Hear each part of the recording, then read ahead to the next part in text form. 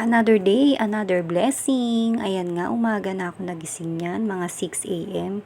Napuyat kasi ako niyan ng madaling araw dahil nilagnat yung baby ko. Tapos, meron pa siyang ubot sipon.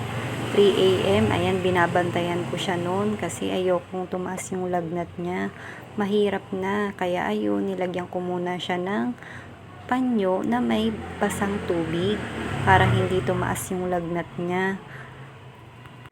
Ayoko pa nga sanang bumangon yan dahil talagang parang pagod na pagod yung utak ko at saka yung katawan ko. Pero kailangan ko nang bumangon para makapag-prepare na ng almusal. At ayan, kita nyo naman, gising na din yung baby ko na yan. Medyo mas nauna nga sa akin siya ng 5 minutes magising. Nagulat na lang ako, bigla na lang tumayo. Natatawa talaga ako dyan sa baby ko na yan kasi walang pagmuni-muni yan. At kita nyo naman habang nagliligpit nga ako dyan ng mga pinaghigaan namin, nangungulit na agad yung baby ko na yan. Wala talagang kapaguran tong batang to. Puyat na pero ang dami pa ring energy. Pero thank you Lord kasi hindi po tumuloy yung lagnat niya. At ayan, kita nyo naman, nagpe-prepare na ako ng almusalin namin. Nagluto nga lang pala ako ng 3 itlog. Napakasarap kasi talaga i-partner ang mainit kapag kumakain ka ng almusal. At kahit nga mainit na panahon, nagkakape pa din ako. At ayan,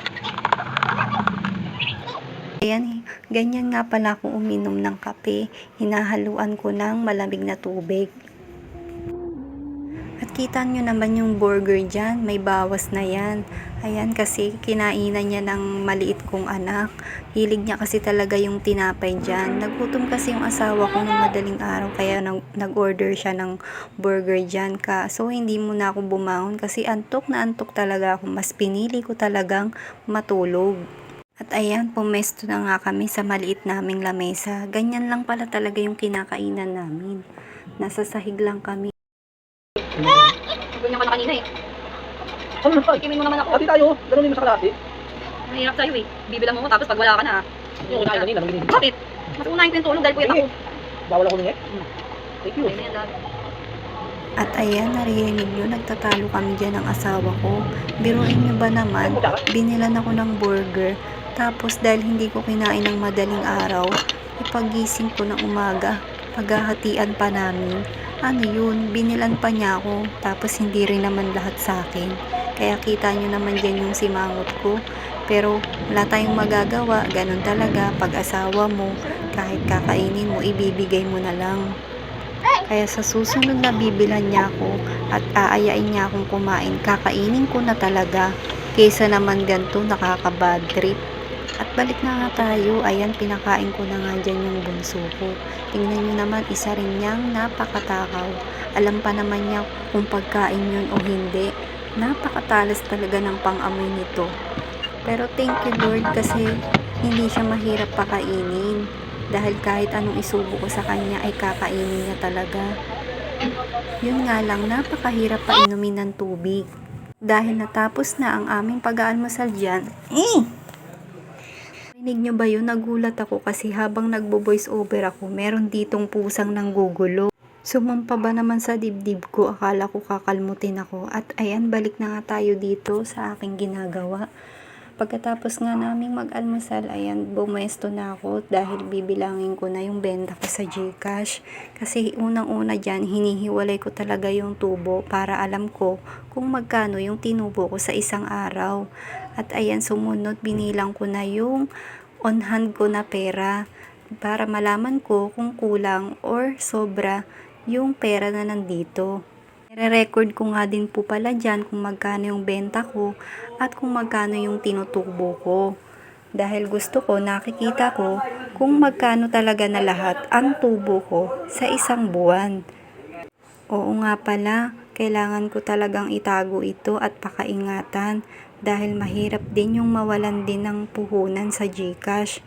Kahit nga maliit lang yung patubo ko, ang importante, babalik at babalik sa akin si customer. At dapat laging may laman ang aking GCash kasi mahirap naman yung magpapa-GCash sila na wala namang laman yung aking account. O diba nakakahiya yun? Sabi ko nga sa inyo, napakihina na talaga ng pagtitinda ko ng shake. Kaya kailangan may iba pa akong pagkakakitaan. At buti na lang, meron din akong GCash. Dahil malaking tulong din sa akin to. Kahit pailan-ilan lang yung tubo, at least hindi nagagalaw yung puhunan ko.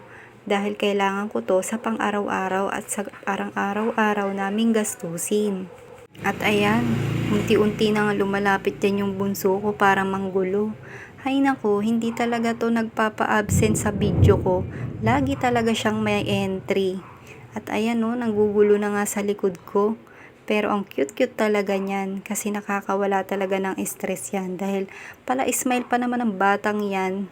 Tingnan nyo naman no, may pagngiti-ngiti pa sa camera. Yung oras na pala na yan, yung kuya niya ay nasa baba dahil sinasamahan niya yung lola niya doon.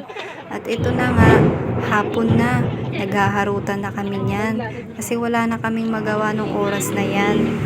Kita nyo naman no, ang sipag-sipag na nga maglakad niyan eh, nakakatuwa na nga. Kasi dati pagabay-gabay lang yan pero ngayon nakakailang hakbang na. Natutuwa talaga ako sa batang ire. At dahil napagod na nga siya, ayan, humiga na kami. Dahil magagabi na rin naman na yan at nakatapos na rin kaming kumain ng hapunan. Kuya.